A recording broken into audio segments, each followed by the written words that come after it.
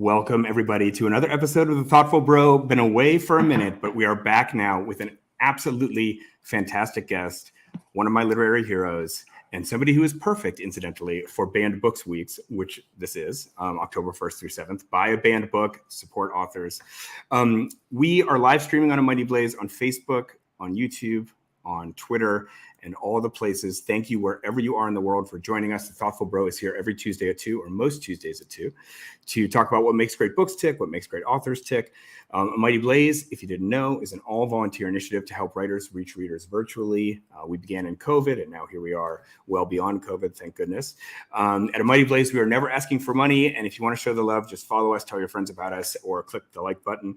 And if you are in the mood to spend money, please spend it on books by literary masters of biting satire, creative violence, and extremities, both bodily and psychological. Books like Not Forever, But For Now by Chuck Palahniuk. We'll put a link to buy that from your local bookstore in the chat. And regarding questions, please just pop them in the chat and we will get to them at the end.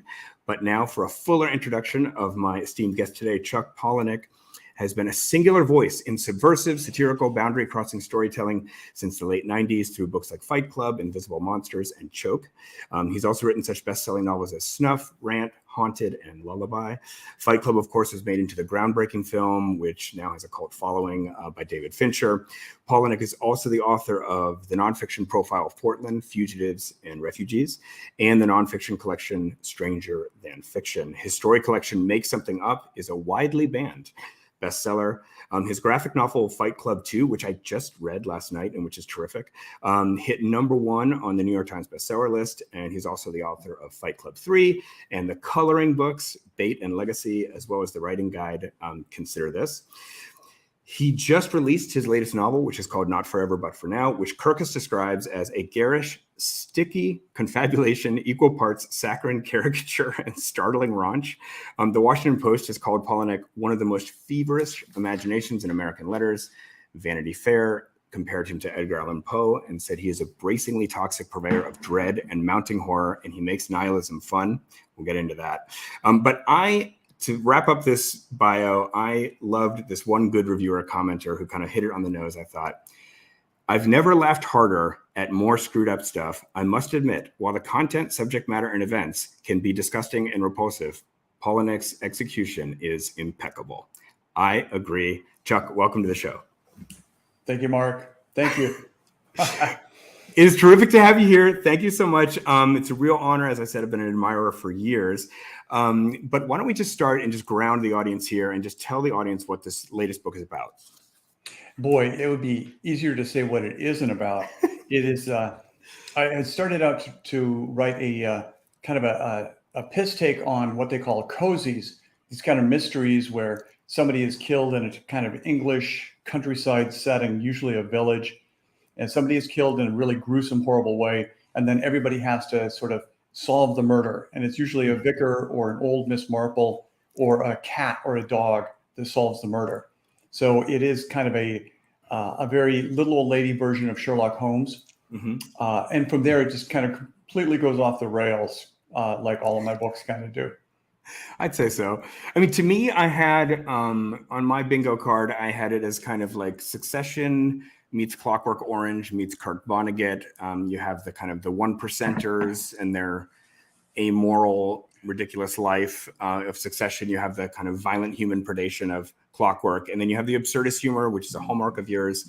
But I'm curious about the setting, actually. Like, why did the British setting, like, open something up for you for the voice? Or what was in that setting that you couldn't find, say, in an American setting? You know, getting the voice right in a novel is always... It's like getting the melody right in a song. You can get the lyrics right, or you can get the melody right. But if you can get them both right, then it feels so fantastic.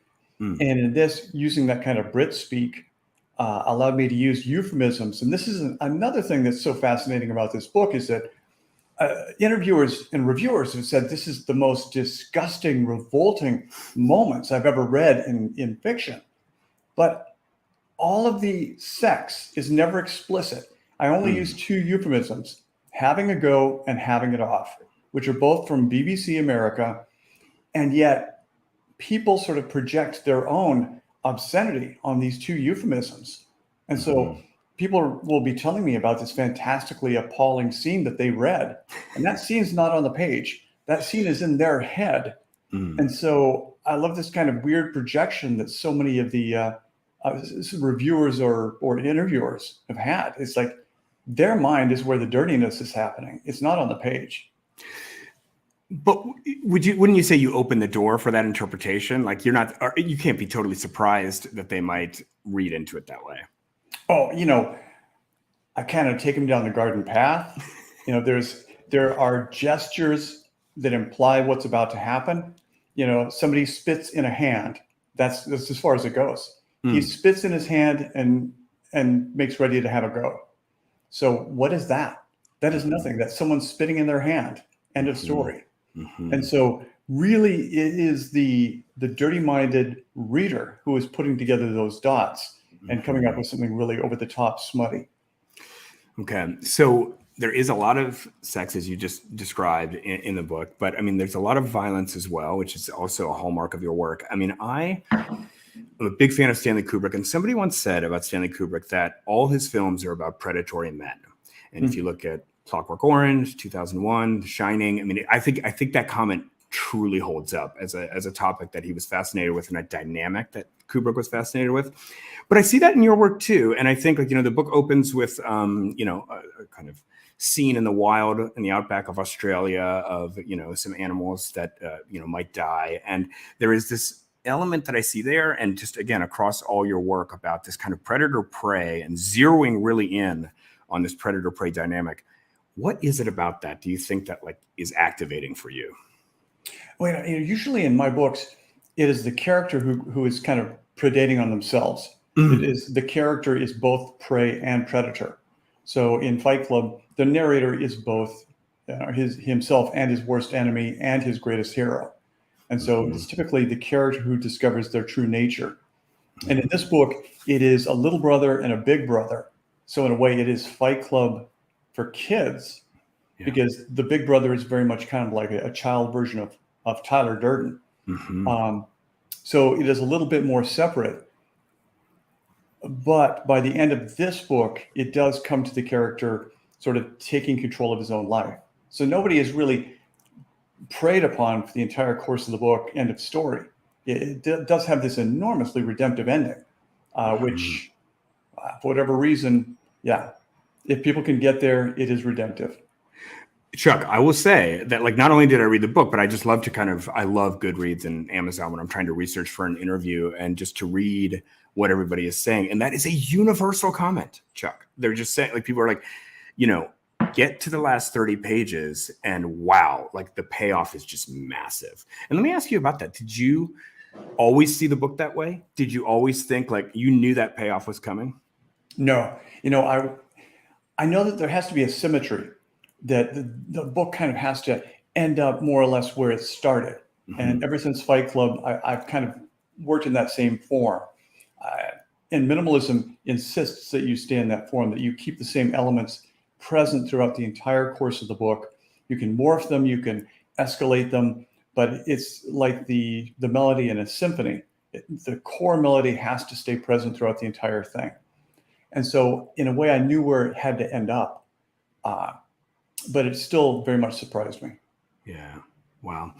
So one thing I just have always been wanting to ask you, and it's so fun. It's so fun that I have this job and can ask you this question directly. But I just always wanted to ask you about this thing about your work, the effect that it has on readers. And I can just certainly speak from the effect that it has on me. I definitely get squeamish when I read your work, and some scenes are very hard to get through because they're just so extreme. And this is not news to anybody who's read a few pages of your work. Guts has left an indelible mark on my mind. That is just one of the most unforgettable pieces of fiction, literally, that I've ever read. And sometimes I think of your work and your place in American letters. There's I've never tried it, but there's this Icelandic national dish of fermented Greenland shark. And this is the national dish of Iceland. And it's apparently very difficult to eat, especially the first time. And it can make people sick, but it's a national delicacy. It's it's Iceland's national meal. And I sometimes think about you that way in American Letters. It's just like this, it's unlike anything else. And though it might be sometimes hard to stomach at first, it is like exquisite in its way. And I guess my question in all of this is to say to you, like, so if I'm feeling squeamish and I find it hard to like get through a scene, what is your message to me, like as a reader? Like, why? Just articulate to me, why is it worth it? I mean, I do push through, but I want for everybody, why is it worth it to push through that kind of work? You know, I'm going to go back to 1996 when the Fight Club hardcover came out. And a lot of the reviewers, maybe the majority of the reviewers, said that they had started to read the book. They had reached a point where they were so put off by the book that in disgust, they threw it against a wall and it fell behind a sofa and it sat behind that sofa for 2 or 3 days.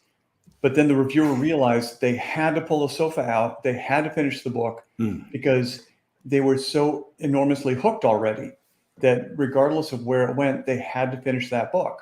It was going to haunt them. It was going to scar them as an incomplete thing, much more than as a complete thing.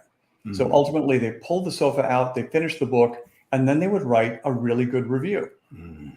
So it is about sort of not about being initially loved and being assimilated instantly. It's about creating a kind of scar, a kind of place in the person's memory, so that as taste changes culturally, as our culture changes, and as personal taste changes, people will revisit the thing. And ultimately, they will like the thing. Everything that I love in the world, beginning with Harold and Maude, the movie, was initially disdained, was really, really castigated as being beyond the pale and disgusting. Shirley Jackson's short story, The Lottery. You know, people really didn't know why they were so triggered by it, but they hated that story. And now that story is taught in middle school. It's a classic. So it's about causing that kind of psychic scar so that as taste changes and people change, they will go back to the thing. You know, books like Jesus' Son. I first read that book. I could not read the first story. The style was so strange and unusual to me. But I have since gone back and read that book 500-600 times. I love that book. But the first time I could not read that book. But it was around. I went back to it. I had to finish the thing. And I think that's always kind of what I'm going for ever since Fight Club. I just want to dig into this a little more, this idea that like you should be scarred by a work and then that scar will stay with you and you are fascinated by that scar. You learn from that scar. Just like, tell me about what this scar is and like why it is good for somebody to have that scar and keep revisiting it. Wow. Because there's a reason why you're reacting to that thing. It has sort of touched on something in your subconscious for whatever reason. It's touched on this thing in a way that mass marketed, test marketed, hugely demographic, successful streaming stuff is not going to trigger that same sort of gut reaction. And so I think when you see something that has a rawness to it, that has a kind of disregard for how it is going to be received, that's not pandering to you. My books really don't pander to people. They're not saying, love me, love me.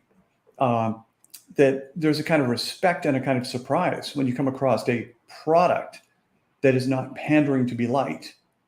It's kind of like the person who resists you is the person you're going to love more.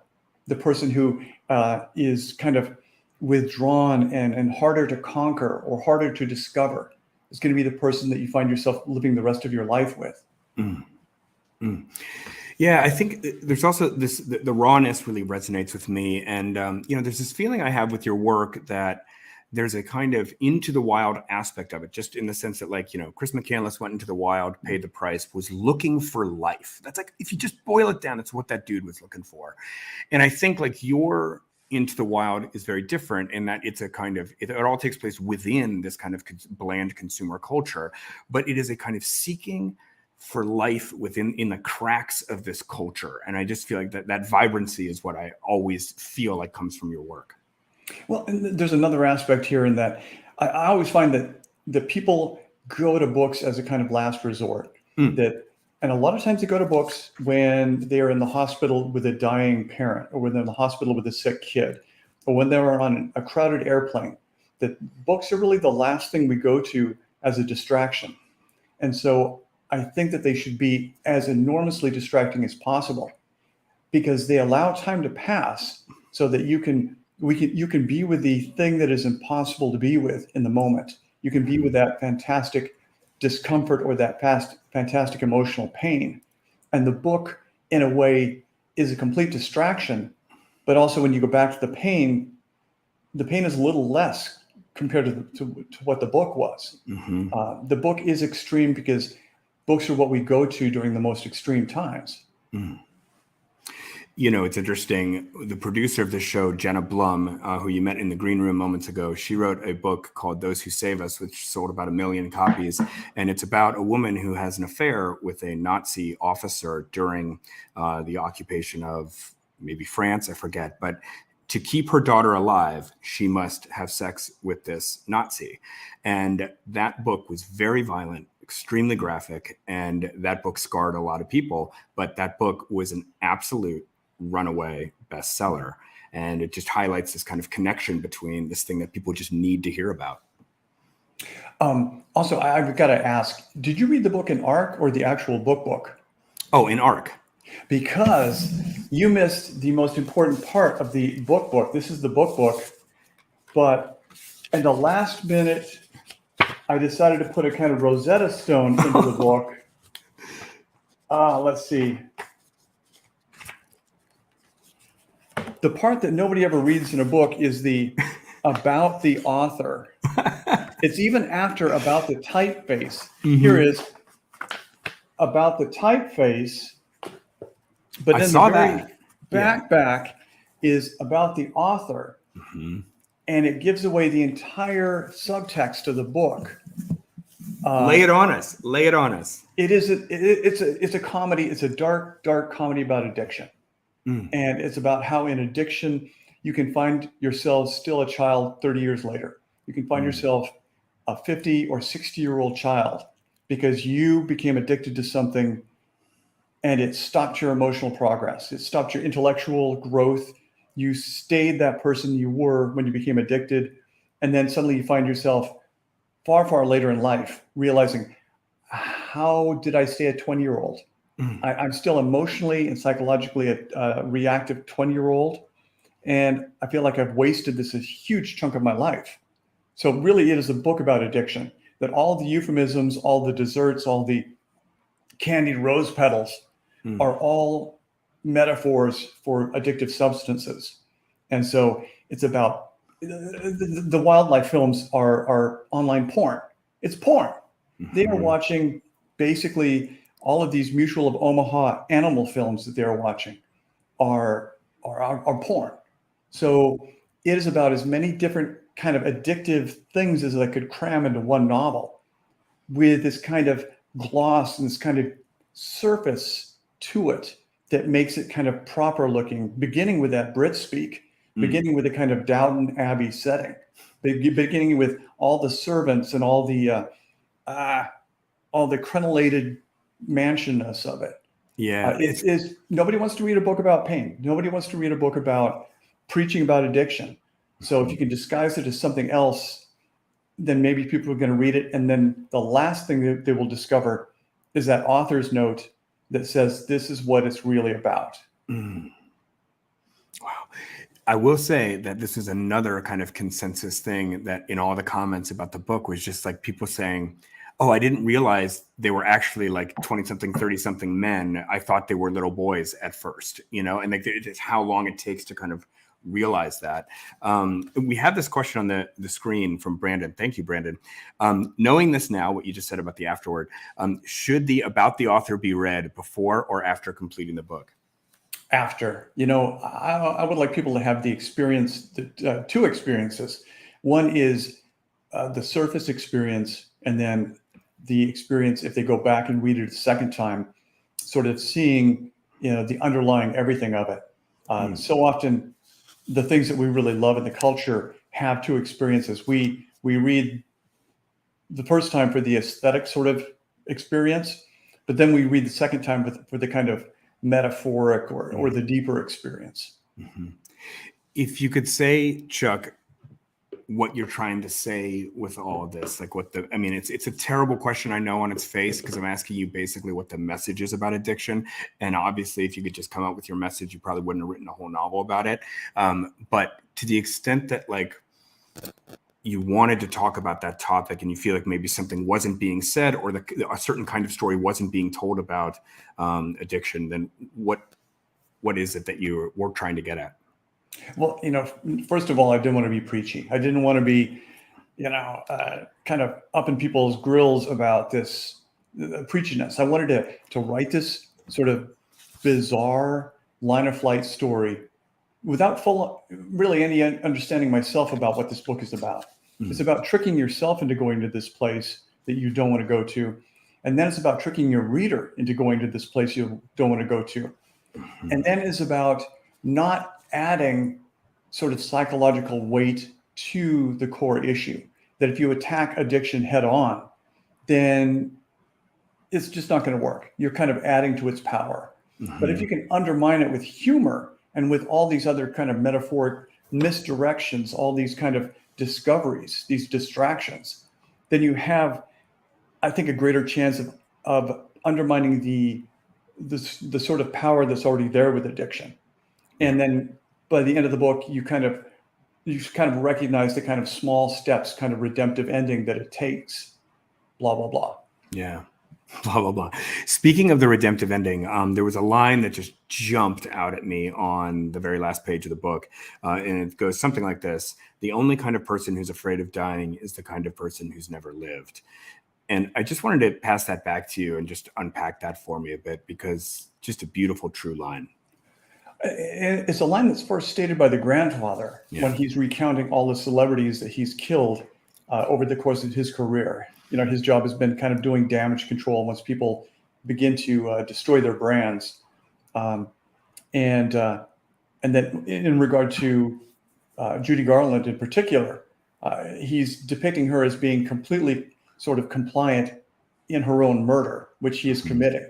And it's because her life has been so full and so satisfying and so well lived that she really has no sort of fear of death at that point. Mm-hmm.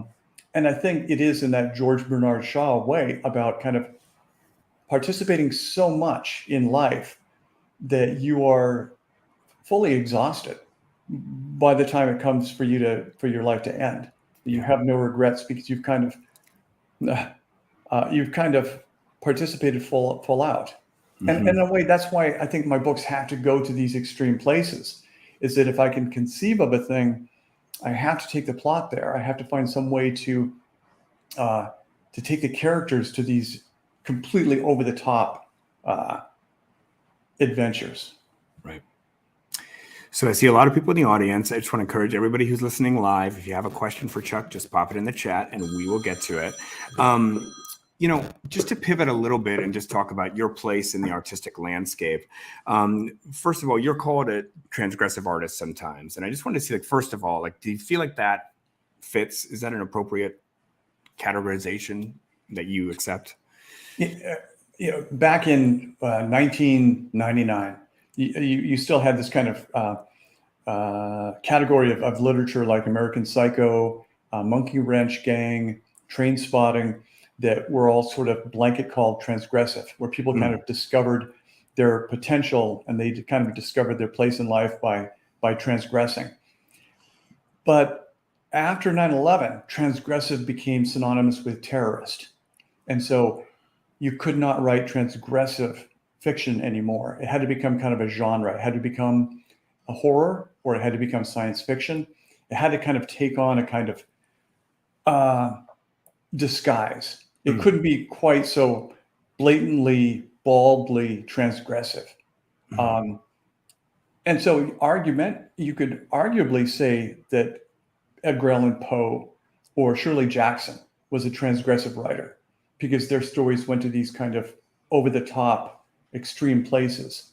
So I think in a way, transgressive was just kind of a label for what we always would call horror or thriller writers. Right. And I think, in this tradition, I look back and you see people like Bret Easton Ellis, Anthony Burgess, Nabokov, even like Knut Hamsun, Dostoevsky. I'm wondering, if you look out now, is there anybody in like the literary landscape who you're like, wow, like they're taking it even further than me? Like, or just, who else is kind of out there on the forefront with you?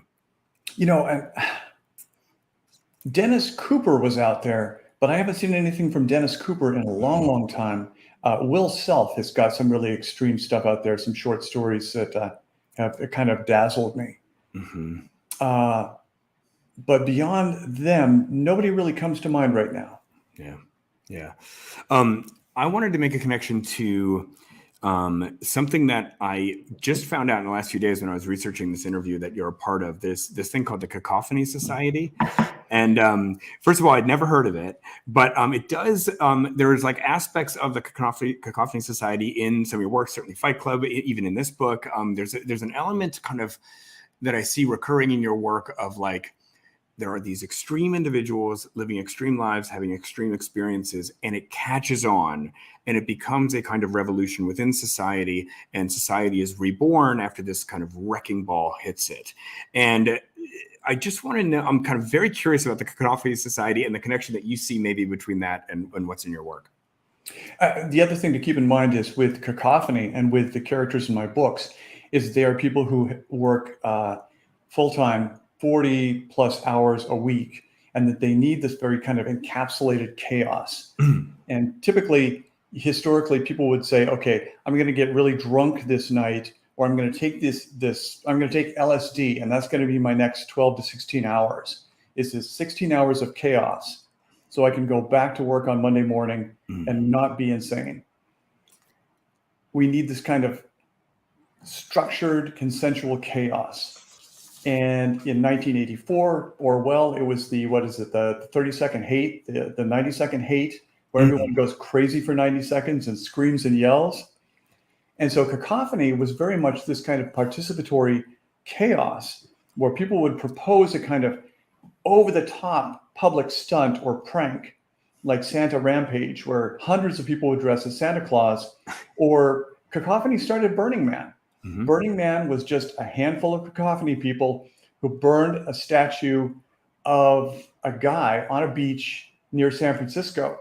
And then they got chased off that beach. And in the next year, they went out to the Nevada salt flats. So Cacophony started Burning Man. And it was this giant participatory thing that that's why one of the rules of Fight Club is, if this is your first night in Fight Club, you have to fight. Because in Cacophony, you couldn't just come as a voyeur. You couldn't come as a tourist. You had to come, and if it was your first time, you had to actively participate in this thing. So Cacophony had no kind of nobody just standing around, no wallflowers. If you were there, you took part in a very active, chaotic, exposing way. You made yourself kind of incredibly vulnerable in these huge public stunts that were about. They were about kind of mitigating ego. You had to really not look good. They were so about being dorky or being stupid or just completely kind of vulnerable. Destroying. Yeah. Vulnerable, exactly. Yeah. And when you did Cacophony, you felt so completely fully expressed that Monday morning no longer looked like the end of the world. Monday morning looked, bearable, doable. I mean, it's a kind of catharsis, is really just sort of this pattern you're describing. And I'm curious, did Cacophony ever have an actual fight club? No, they did not. But they had a lot of things that were the inspiration for the second act of Fight Club is Project Mayhem. Once they realized that Fight Club has to escalate to some sort of group dynamic kind of challenges. And so often the second act of stories are either a road trip or they are a series of challenges like the labors of Hercules. Somebody has to go out and you have to get the broom of the Wicked Witch of the West. It's a challenge. And so you're sent on this sort of grail quest. And so Project Mayhem was this kind of series of assigned challenges that people took on. And that was very much inspired by Cacophony, because every week Cacophony would send out a newsletter of all these different stunts and pranks and parties, and you would just kind of choose which one you were going to go to. Mm-hmm. Would you say it's growing strong now? I mean, is Cacophony expanding or stable? No. Cacophony as a thing is so documented, and the participants have sort of aged out of that phase of life. There have been so many documentaries about Cacophony. None of them really have nailed it. But in a way, Cacophony has been killed by its own success. Mm-hmm. That one thing that Cacophony would do is dress in these, and we would make these enormous salmon costumes. And during the Beta Breakers run in San Francisco, we would leap against the flood of runners. And so you had this absurd flood of really irritated marathon runners and these people in giant foam salmon costumes leaping against that tide. And visually, it was amazing. It was this huge visual joke. But then Nike picked it up, and it became a Nike commercial where they hired people to make salmon costumes for tens of thousands of dollars, and they staged the same thing. And so often what Cacophony did was picked up by the larger culture and turned into advertising, or in the case of Burning Man, turned into this giant sort of tourist trap, this kind of MTV sort of voyeuristic spectacle. Right. And in the kind of world of Cacophony, you wanted that. You wanted to serve the world well enough that the world would adopt and perpetuate this social model that you'd presented. And so Cacophony succeeded to the extent that it was co-opted by the larger culture, and that kind of killed Cacophony. But it's a dream death. Everyone wants to be sort of used to death in that way. Oh man, what a story! What a story! And I mean, the revolution become institutionalized, but again, that was like the point of the revolution is to affect the institution. You know, when you tell that story, I think of this. I once read somebody said that you're often called a nihilist, but you describe yourself as a romantic, and there is just something deeply romantic in that notion that you just described of Cacophony and its aims. Is that fair? That you're more romantic than nihilistic? You know, I always think of my books as fairy tales for the rest of us. Mm-hmm. That the fairy tales we got as kids said, if you don't act on the impulse, if you delay gratification for long enough, then eventually you will pair bond. Someone will show up and they will kiss you and you will be pair bonded. And at that point, you can have some carnality, end of story, happily ever after. But the vast majority of us screwed up.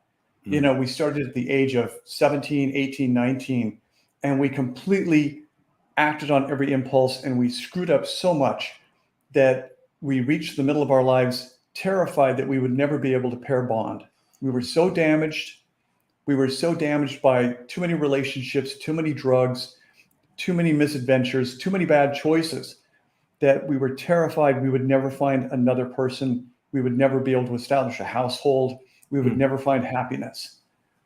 And in my books, everyone kind of pair bonds by the end. Fight Club, there's a pair bond. Choke, there's a pair bond. People end up pair bonded at the end.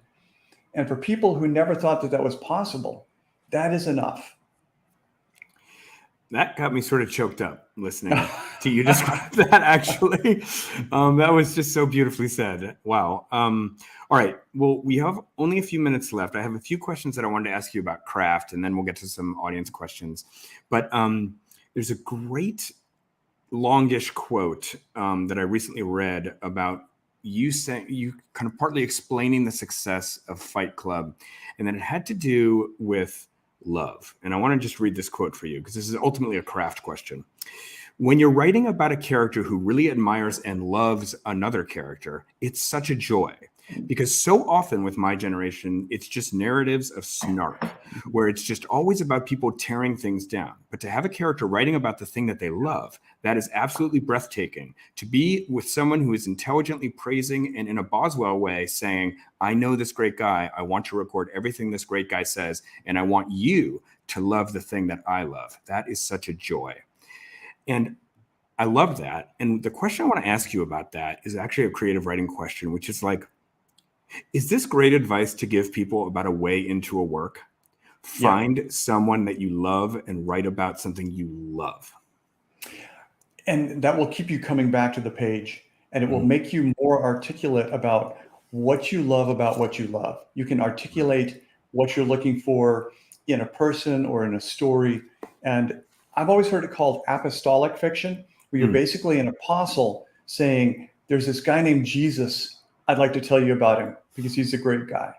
And so whether you're talking about your wife, or whether you're talking about your boss, or whether you're talking about your hero, if you can articulate that, then your understanding and your love of that person or that character continues to grow, because you have a greater understanding and you can communicate that, and it will keep you coming back to the writing project. And ultimately, in books like Fight Club, or in like Not Forever, but For Now, it is about recognizing not just the heroic qualities, but recognizing the tragic flaws and the faults and the reasons why the hero has to be destroyed, and being able to accept those without losing your love of the beloved object. Wholeheartedly agree. And what I love most about what you said, among the many things I loved most, was this idea of what keeps you coming back to your project as a creative writer. And, I've read about how intense you are about revisions and how much you love revisions. And I'm the same way with my work. And I find the most joyful part just pretty closely tracks to the closer it is to being finished, because I feel like I can keep improving it and tweaking it and so on. I'm an obsessive reviser. But the thing that gives you the juice to come back, I find, is just this feeling of like you want to contemplate this object of most beauty, and what is more beautiful than the thing that you love? I mean, it's sort of, the words are synonymous in a way.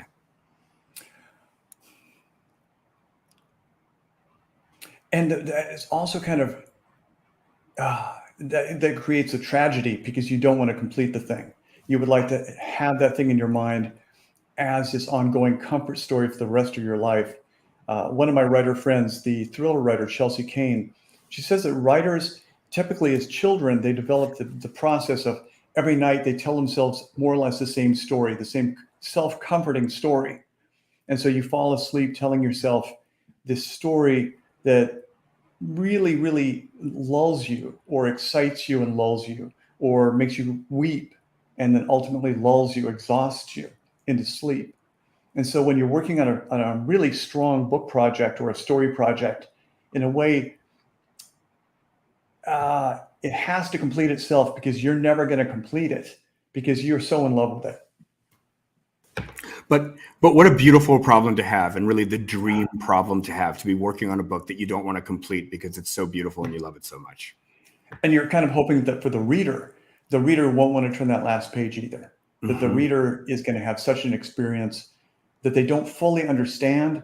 And so they're going to want to go back to the first page and try to figure out, how did he accomplish that? How did she accomplish that? And just like, Not Forever, but For Now, just also like start to unpack some of the deeper metaphorical, allegorical levels as well. All right, we're going to go to audience questions. We have some amazing questions here from Margaret. Thank you for this question. Just like translation, you inevitably betray the vision of what you love in the process of talking about it? Maybe. You do, but then otherwise you're just talking about it on a completely superficial level, that you do have to kind of give it away, kind of dissect it. Otherwise you're just kind of talking over the top of it, and it's pointless. Okay, let's do another one. Thank you, Margaret. This is from Brandon. Of all the characters in your previous books, do you think the family in this is Not Forever, are some of the most irredeemable? And if so, does that perhaps make them more intriguing for us to follow? I don't think they're any more irredeemable than my favorite characters in fiction. The two little kids in Turn of the Screw, the two sisters in We've Always Lived in the Castle, that there's this long history of these kind of twisted families. And those the brother and the sister in The Fall of the House of Usher. You have these very twisted families in giant country houses. And so, mine is just more of the same. Okay, let's do a few more. From W. Smith, thank you, Mr. Smith, or Mrs. Smith, not sure. What kind of music does Chuck prefer to listen to? That's interesting because I think that ever since Fight Club, people have always, readers never ask me, what do you read? They always say, what music do you listen to? And I think it's because I had really determined that I was going to try to write prose as much like lyrics as possible.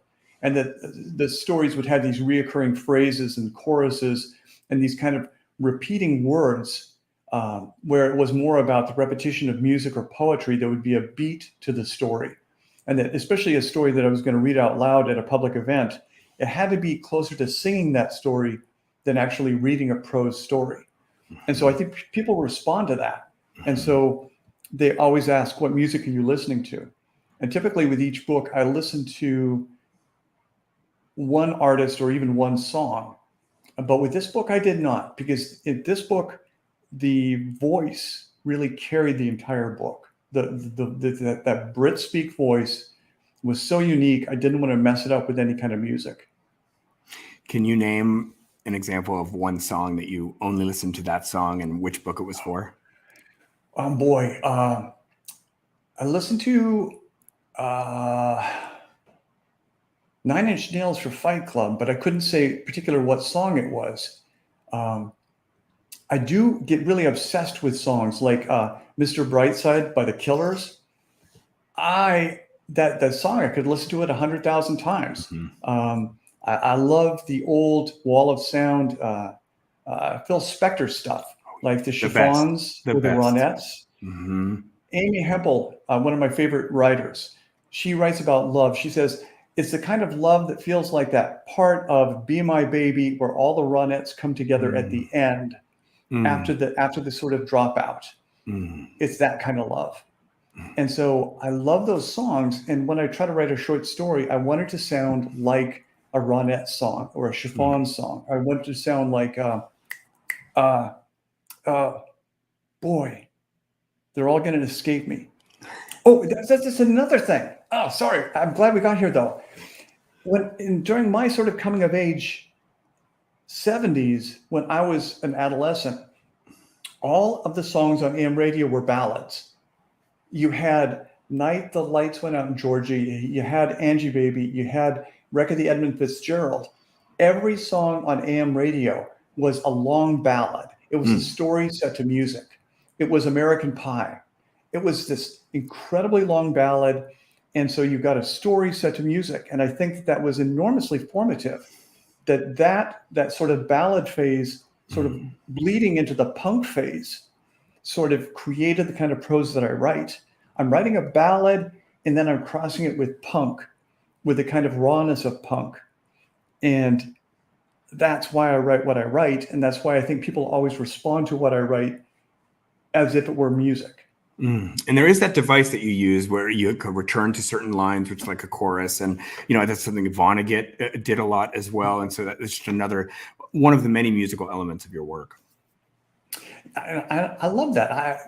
I had kind of given up reading prose because I couldn't find anything after Vonnegut or after Tom Robbins, Another Roadside Attraction, or Still Life with Woodpecker and Matches. Oh, yeah. I was looking for that kind of really over-the-top absurdist fiction that I enjoyed so much as an adolescent, and I couldn't find it. And so ultimately, you just have to write it. You have to write the thing that you wish was on the market because no one else is going to provide it for you.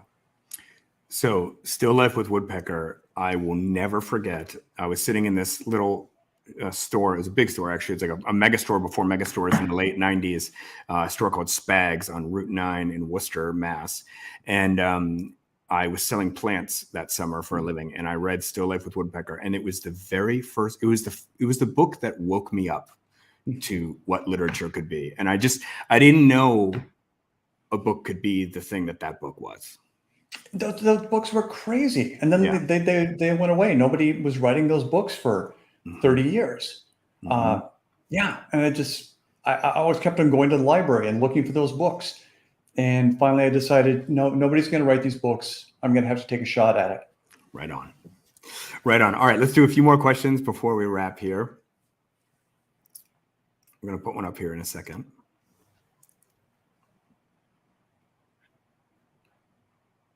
So this is an audience question. As we're entering banned books week, what are your favorite banned books, including your own, perhaps?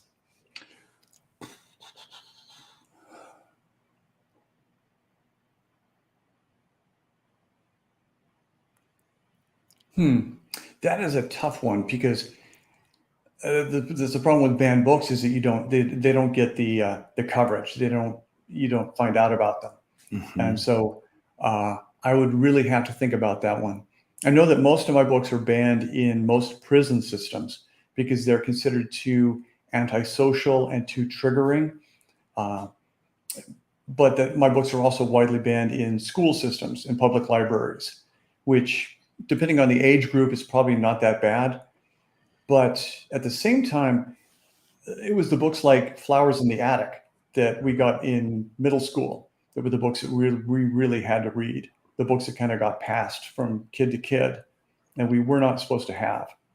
But I couldn't say offhand just because, yeah, it's hard to remember the last time a book was banned that was not a children's book. Mm. Well, Chuck, let me ask you this. Do you have any thought on kind of what seems to be going on right now? Certainly in Florida, there just seems to be, to me, a kind of shocking regression in our culture about banned books, and even videos of books being burnt and things like that. I mean, as somebody who has been in the crosshairs before on banned books, do you have any reaction? Well, in a way, I think I kind of take a long-term view of it, like what happened with the Mapplethorpe photographs. No, it wasn't Mapplethorpe. It was the Piss Christ, the artist who immersed crucifixes in breast milk, blood, and ultimately urine. Mm. And it wasn't so much about just offending people with this one image. It was about taking this dime store crucifix that had been a very powerful thing, but it had fallen to the point where you could buy it in a dime store. It was made of plastic. It cost 25 cents. But as soon as you put it into urine, you triggered people to redeem it. You triggered people to throw their lives on the line for the redemption of this thing that had fallen to worthlessness. And so really the long-term effect of the Piss Christ was that it made people stand behind their faith. It made people really step forward and try to save this thing that had previously had fallen to having no power in their lives. And so it was about the effect that it caused in forcing people to kind of take a stand and have a greater participation. And so right now, I don't see this kind of dance as a negative thing. I see it as a kind of beautiful thing that people are having to sort of participate as opposed to just hiding out on either side. That in a way they are now engaged instead of being disengaged like they were before. Like you would just send your kids to school and you wouldn't care what was going on there. At least now people are engaged and they're participating and they know each other. And so I think that's always better than isolation. Yeah. And Chuck, it's interesting. There was this controversy maybe 5-6 years ago about the San Francisco 49ers quarterback. Kaepernick. Sorry, I almost said Chuck Palahniuk, the San Francisco quarterback. Kaepernick. Okay, so where he was kneeling during the national anthem, and of course, this became a national story, and it went on for many years, and it may even still be going on now. I think it's faded away a little bit, but I remember there was a friend of mine who, a real pro-flag guy, and it was just like, I don't understand, like, why can't they just get through another way? Like, do they have to do this basically? And like, I was like, bro. That's the whole point, is that unless they do this triggering thing, which is seen as offensive and which crosses a boundary, that's the only way people are going to revitalize their relationship to this thing.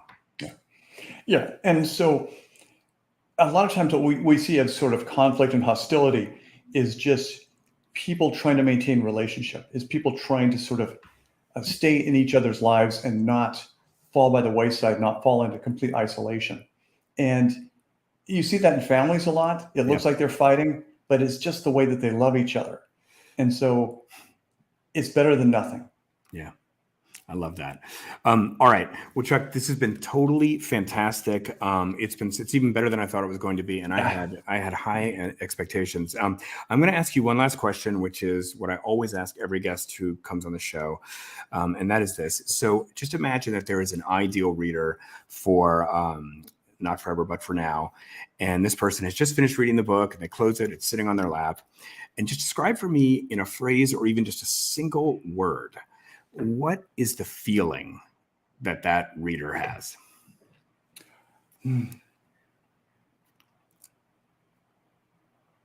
I would like them to want to go back to the beginning and figure out how they were sort of coached into an emotional state. Because that's how I feel about the best short stories that I love. How did that writer trick me into weeping, or trick me into ecstasy, or trick me into joy? How was I led to this place that I would not have voluntarily gone to? And I cannot wait to go back to. Yeah. How did they do it? I love that.